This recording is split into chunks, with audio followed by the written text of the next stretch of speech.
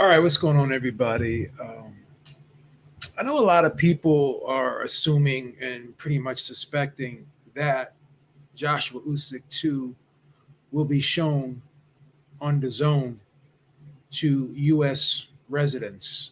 Everyone's assuming that, and it's a pretty fair assumption. I mean, who else would broadcast it? I don't think Showtime is going to pick it up. I don't think ESPN is going to pick it up, and I'm sure that the zone is going to have the first crack at the apple in terms of putting in the bid for a lot of these international markets, including the United States.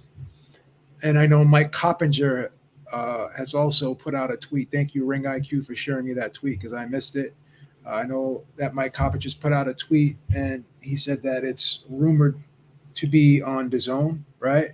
The U.S. broadcasting uh, telecast. But the big question I have is if that's the case, then why, when Eddie Hearn was being interviewed by Boxing ID, shout out to Boxing ID, Rob Talbert over there, or Talbert, I'm sorry if I pronounce your name incorrectly, but Rob over there at Boxing ID, I believe, was conducting the interview, if I'm not mistaken. And he asked Eddie about, who's going to take care of the international broadcast? Is it going to be the zone? And Eddie Hearn said, well, it could be the zone, but it hasn't been formally announced yet. And Eddie Hearn was very non-committal on confirming that. So, the question is going to be, it's probably going to be on the zone anyways. Why do you care? What difference does it make? It's just funny to me, though, when you talk about the business of boxing. I know Eddie Hearn likes to talk about the business of boxing and what makes sense and what doesn't, and what are good business moves and what aren't good business moves, and what makes sense and what doesn't make sense.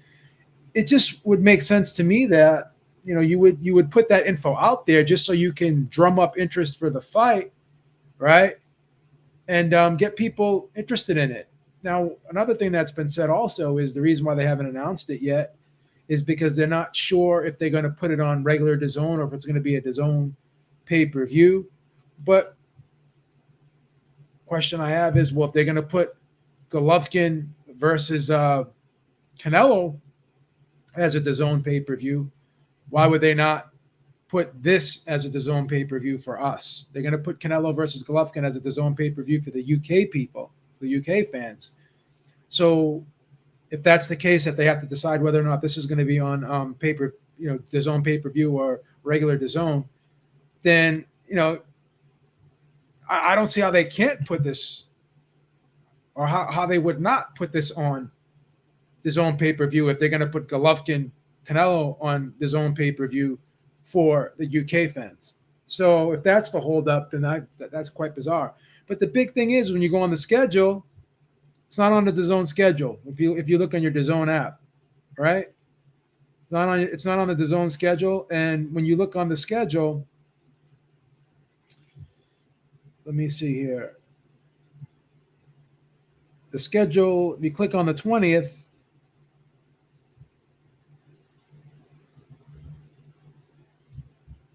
there's nothing there for Usyk Joshua, right? So I just don't understand what's the holdup? Why are they waiting to put this information out there? And this just speaks to the bad advertising and promotional practices of DAZN. You wonder why they don't get these subscribers, or people question how much subscribers they have, or they don't reach the expected subscriber base that they've set out for, right? A lot of people don't know what DAZN is. A lot of people aren't aware of a lot of these fights, and DAZN really hasn't kind of crossed over to the to the casual boxing fan. They have the mainstream boxing fans, a lot of them, but they haven't been able to cross over to the casual boxing fans, right?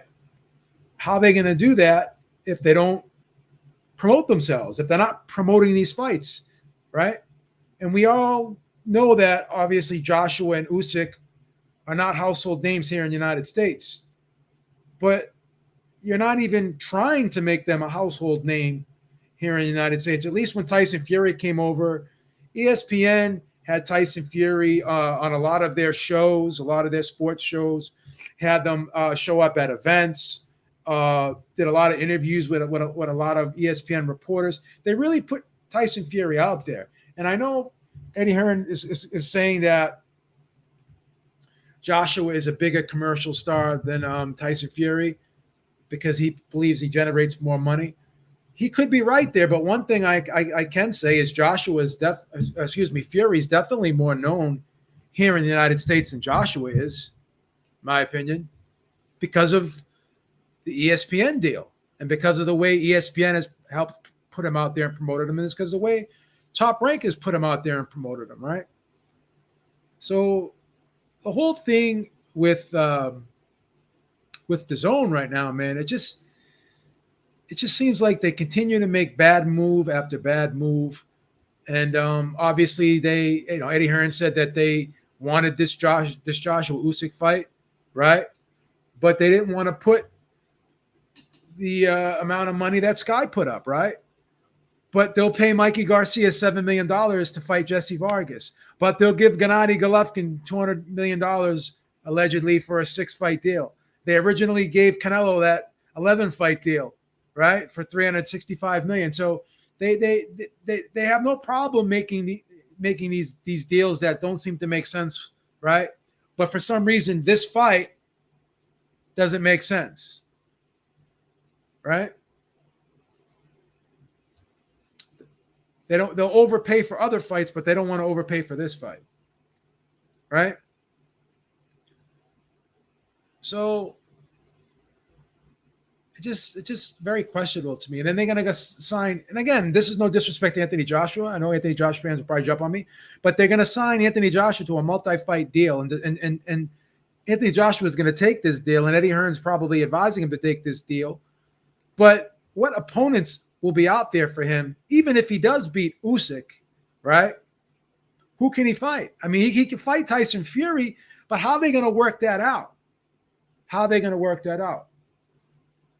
Because Tyson Fury's with ESPN. Now, what they could do is work out a deal where they'll say, okay, we'll give DAZN the rights to the UK pay-per-view broadcast, right?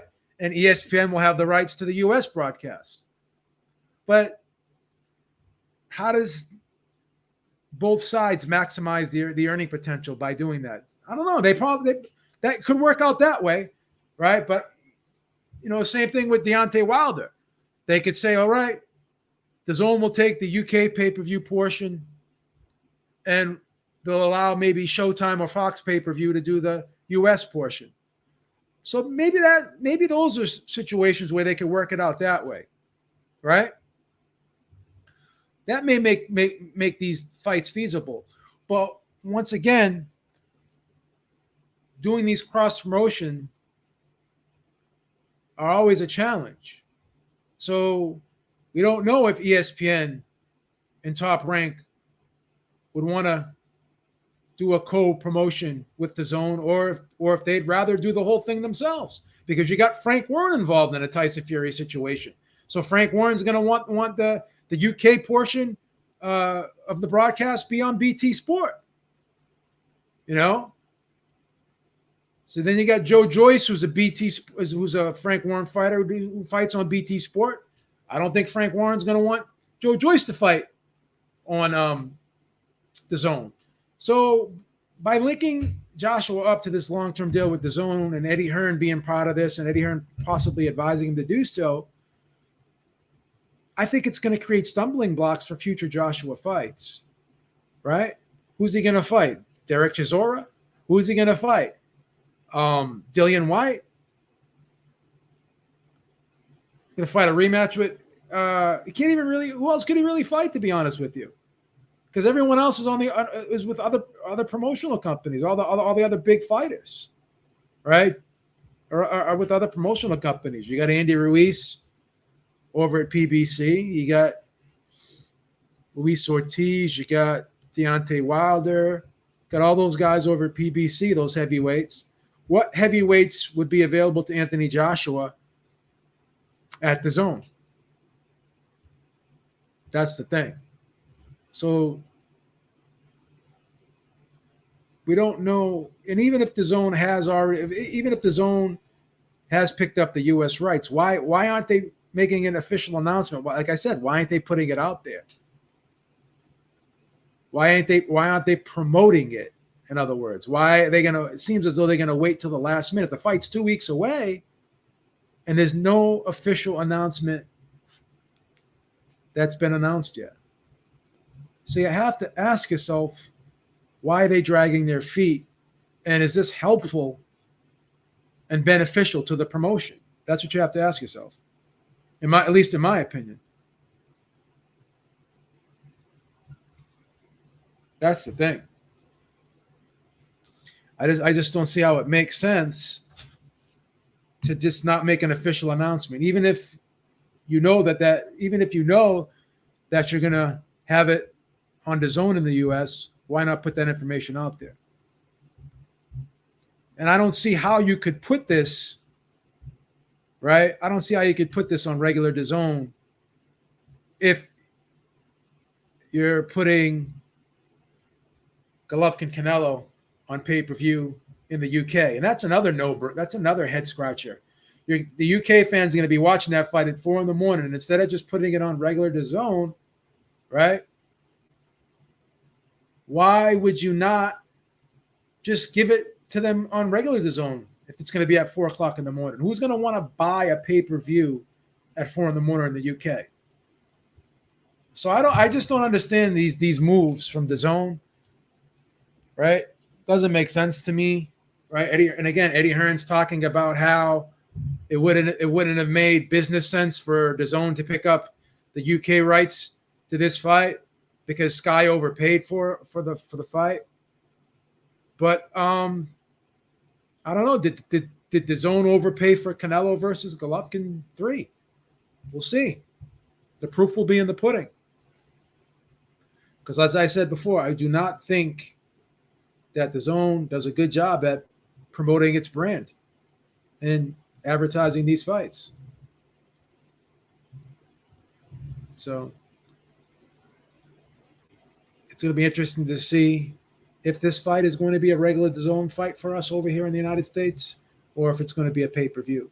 And if they make this fight a regular pay-per-view, how are the UK fans gonna react to it? Like, oh, you're making us pay for Golovkin Canelo 3 at 4 a.m, but you're giving the US fans Usyk Joshua 2 free. Imagine the backlash there. And I'd love to know what this DAZN subscriber count is, really. And I've had a lot of people tell me that they've canceled their DAZN membership, and now they're just, buying the pay-per-views now. They're just buying the Canelo fights now, and they're just buying they're going to be buying the Canelo and Joshua fights now. Because a lot of people have not been happy with the DAZN schedule. I think the DAZN schedule has been okay. I don't think it's been bad, but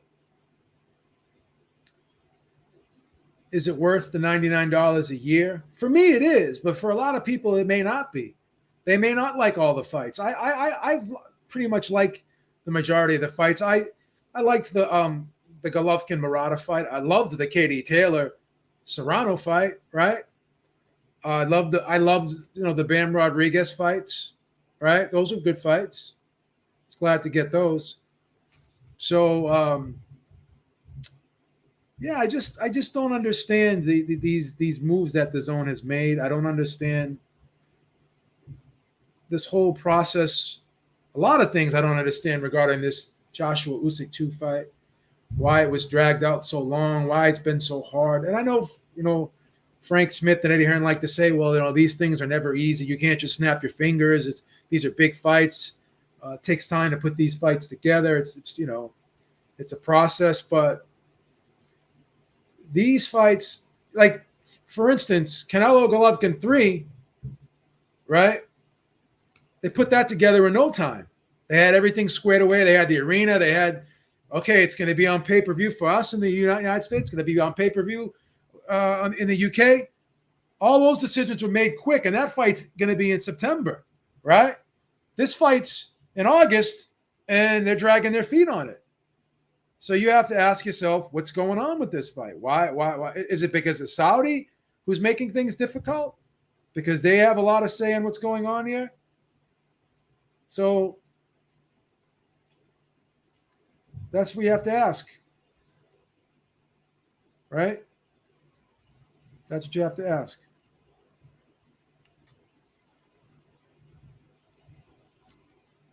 So Saudi may have influenced this process, right? They may have slowed up this process. Maybe they've taken it out of the zone's hands. I don't know, but it still shouldn't have affected the international broadcast, in my opinion. So you have to ask yourself what's going on here and what's the holdup, and is it smart for them to be dragging their feet on this? And is it really an issue of deciding whether or not this is going to be on regular DAZN or it's going to be on DAZN pay-per-view? So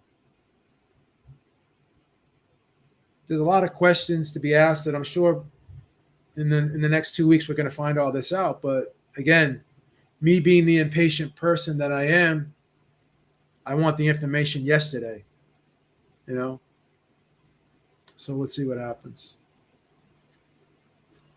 That's pretty much really all I had to say about this. I'm curious to see what you guys think. Do you guys think this is a good move, that they're taking so long for this to be announced, or do you think that it's more complicated than we think? So we'll see. Yeah, Alexander Wilson said Sky just announced they are officially broadcasting the fight just a week ago. Has it been a week or has it been a couple weeks? Let me see when that news first broke. I'm curious to see. I thought it was a couple weeks ago.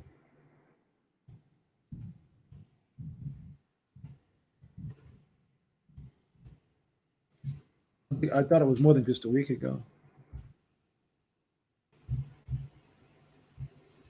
Trying to figure out when it was originally announced.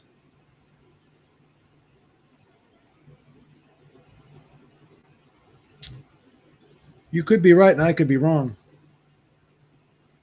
Yeah, so July 10th. Yeah, it's been more than a week ago. July 10th. So July 10th, we're August 6th right now. And July 10th, it was announced. Yeah, so it was about three weeks ago. About 3 weeks ago, we found out that it was Sky that was going to broadcast they have the UK broadcast rights for this fight. So that's the thing. Thank you, Eric. Yeah, so I don't know what the holdup is. I'm pretty sure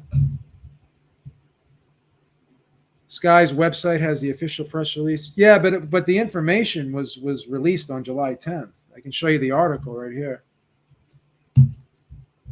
So I can screenshot it.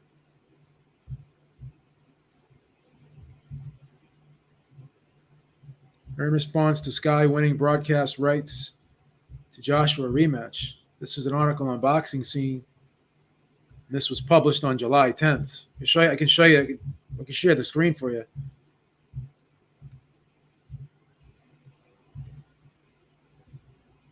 I'll share the screen for you. You can see it.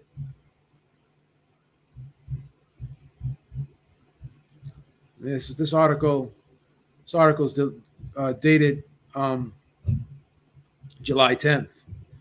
I mean, regardless of when the press release came out, it is what it is. Yeah, let's talk about this. Let's switch it up. Let's talk about this whole Jake Paul thing. Again, I was never a fan of the stipulations for this fight. I was never a fan of the conditions of this fight and the stipulations being made by Jake Paul. I was never a fan of it. Right? I thought it was ridiculous. But once again, Hasim Rahman accepted the terms, right? And he doctored a scale and admitted to doctoring a scale to show them on July 7th he was 216 when really he was 220, 221, which he said he weighed at 213. I was on a space that he was hosting on Twitter, and when someone said, "Yeah, well, will you weigh 216 on July 7th?" and then they weighed you July 29th, and you weighed only 215, and he goes, "If you guys believe I weighed 216 on July 7th," he goes, "basically there was a guy there with a screwdriver. You guys figure it out." Basically insinuating that the guy with the screwdriver doctored the scale to make it look like he weighed 216 when he really didn't. Right?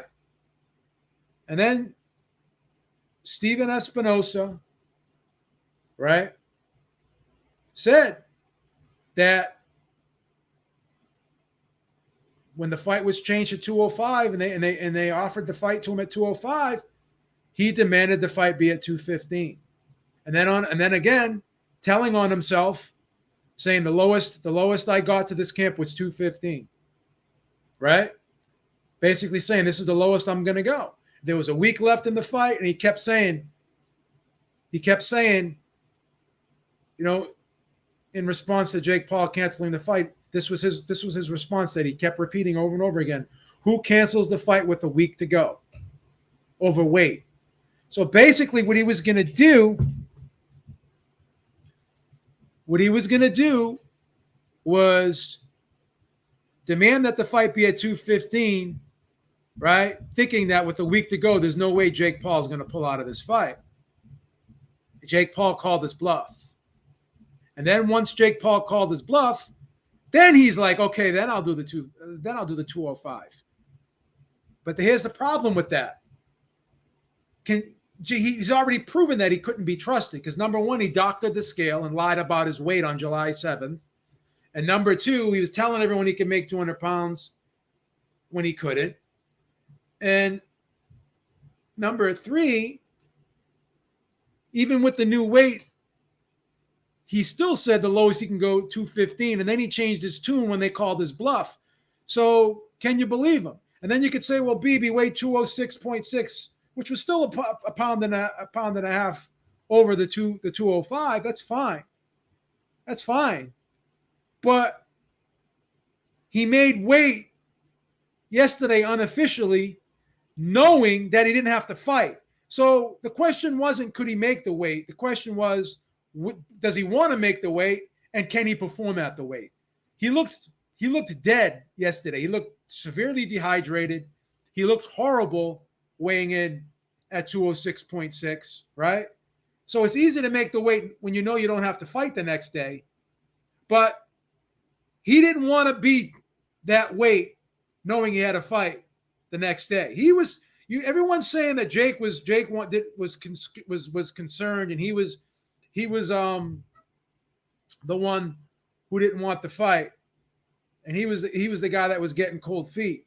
But really, I honestly believe that maybe Hasim Rahman was the guy who was getting concerned and wondering if he himself would be able to perform at that low weight. So that's what you have to ask yourself, right? So he made 206.6, still over the 205, right? But would he have been able to perform at that weight? Would he have been able to rehydrate? Would he have been able to rehydrate to 215 the next day at 12 o'clock in the afternoon, which is what the new weight rehydration clause was going to be? So he was only going to be able to put on 10 pounds, right? And he had to weigh in again at 12, and then the fight, then the fight was probably going to be at 10, right? So he had another 10 hours to rehydrate.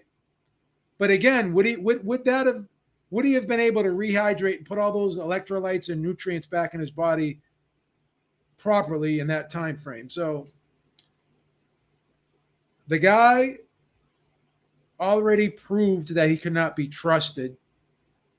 The guy already lied several times. The guy doctored a scale, admittedly. And then the guy said The lowest I got to in this camp was 215 with a week out.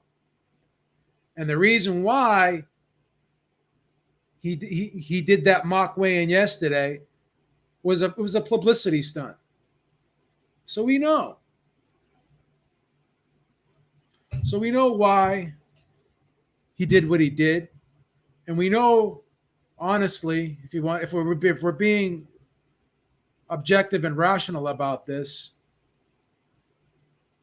tried to pull a fast one, he tried to put Jake Paul in a position with a week to go where he thought that he could not cancel the event.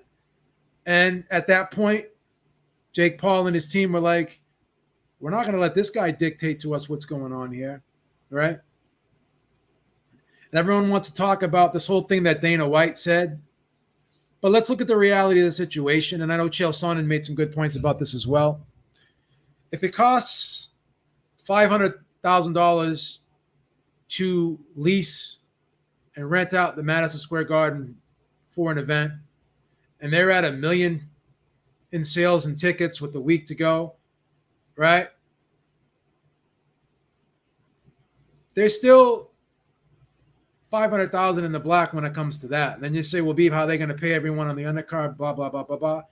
But again, the live gate, as Chael Sonnen put, made a lot of sense when he said this, and I've said this before. An event this size, you don't rely on the live gate to make your money back. Live gate, the money you make on the live gate, you're just recouping the money that you put up to lease the arena. So you make the money on the pay-per-views. And then you can argue the pay-per-views wouldn't have sold, but you don't know. So the ticket sales are not the driving force in making money for the event. The ticket sales basically just cover the amount of money that the promoter put up to lease the arena for the most part. So would they have made money on this event? I don't know. Madison Square Garden came out and said that this they were tracking this event was tracking to be in the top 10 of highest revenue grossing boxing events that they've had here at the arena. So once again, why would they lie? They have no reason to lie about it because they already got the money to lease the arena. They've already been covered there, right? They've already been paid their fee. I don't know if they had to return it now. I don't know what the deal is with that, but they weren't going to lose money. So what motive did they have to come out and say that the ticket rumors were wrong? Why did Steven Espinosa have to lie? Once again, when you're the broadcaster of an event, you're guaranteed 10% of whatever the pay-per-views do, right? So he's covered. Showtime's covered on their end, right? They get 10% of the pay-per-view revenue right off the top. Whatever it is, they get it. So the only one that standed to lose money was Jake Paul, right? So it is what it is. So you have to look at it, for what it is. And I know I've talked about this so much, and I've beat a dead horse with this, but it is what it is. And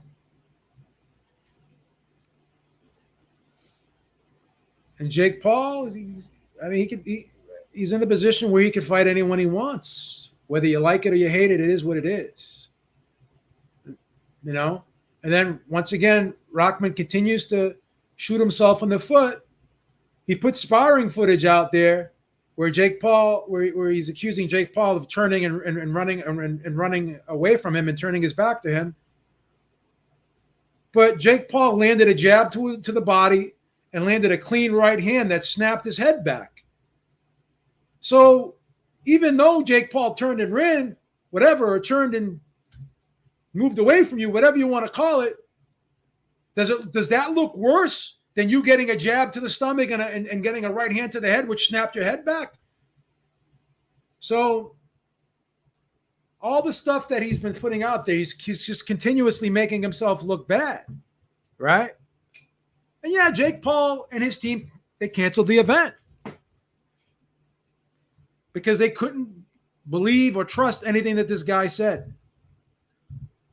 So I originally thought that Rahman would knock out Jake Paul, but now I'm starting to second guess my original prediction and assessment of the fight. Oh, why did he have to drain him? Well, once again, the guy's 12-1, right? The guy's got an amateur background. The guy's got more experience. The guy's bigger, right? To make the fight fair, Jake Paul had to put some sort of stipulation in there, right? He had to do something.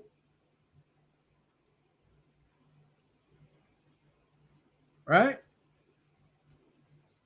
Wouldn't have made sense if he let Rahman come in any weight he wanted to. And here's the thing, too. Then Rahman's like, oh, you're not fighting a heavyweight, you're fighting a cruiserweight.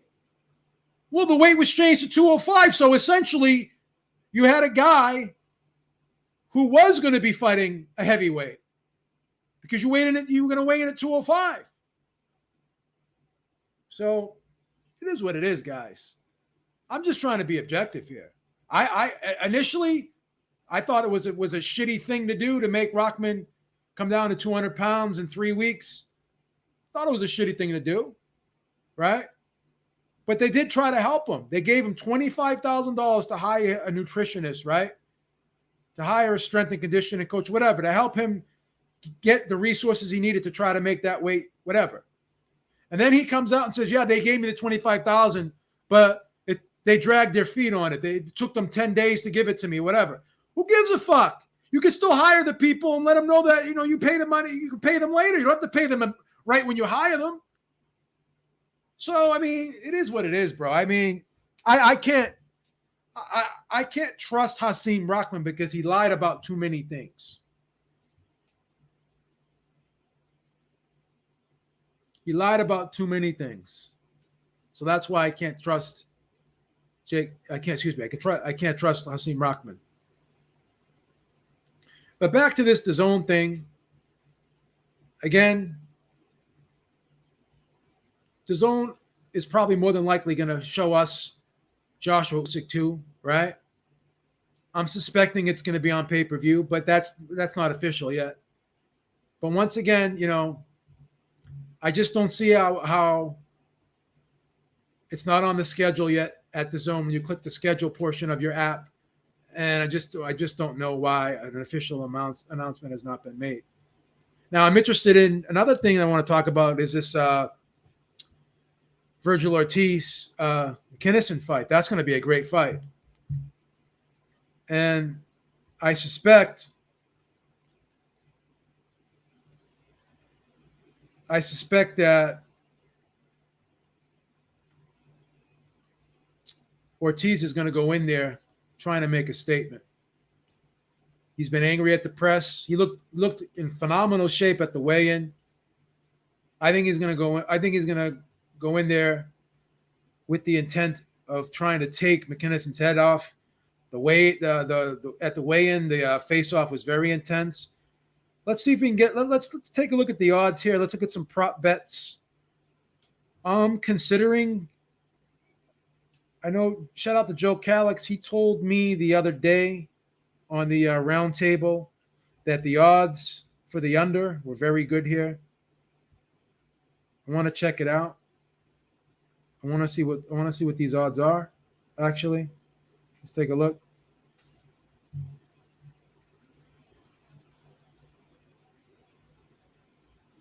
Other sports, boxing props. Let's look at these props. All right, so let's look at the props for this Ortiz. So Ortiz by KO is a minus 375. Ortiz by decision is a plus 285.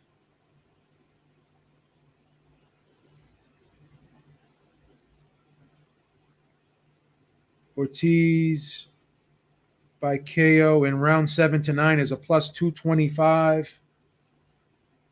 Ortiz in round 4 to 6 is a plus 275.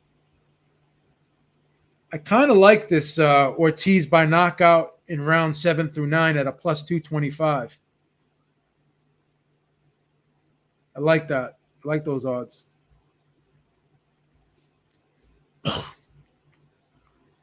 Fight go the distance? No, is a minus 350. Go the distance? Yes, is a plus.